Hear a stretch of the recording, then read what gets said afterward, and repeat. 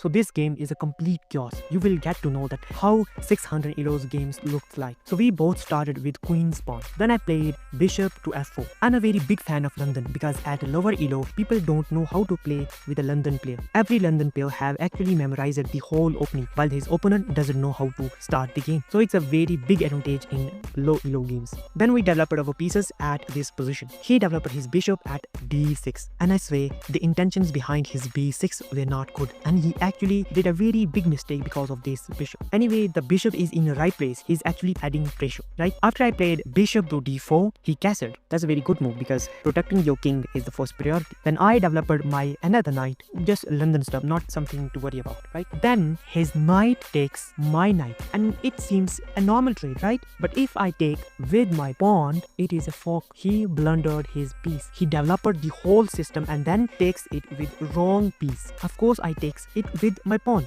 and then he moved his knight forward, and I thought that if I take his bishop right away, he will take my knight. But the knight was protected by queen and a king, and I fumbled the fork. So in regret, I just threatened him to checkmate. So of course, he protected it with pawn. I took his free pawn, but remember, it was not free. I swear, it was not free. He just moved his rook in a good position, because now if I move my bishop, he will take my pawn, and I activated his rook on 7th file. That's why I'm saying it was not free. So after this move, I thought like if I sacrifice my bishop, then the checkmate will be inevitable, right? So I take it. But Stockfish doesn't like it. He thought that if he develops his bishop, then he will butcher me. He will ragdoll me to the canvas. And we all know that we 500 Elos are just immortal. We don't play like Starfish, right? So he plays pawn to g6, attacking my queen. And then I played bishop takes pawn. That's a brilliant move because now his rook is gone. But he is a 600 Elo, right? We just hate when people capture our pieces, and we hate when big pieces are standing in front of our pawns. So he takes my bishop and forget that there is a mate into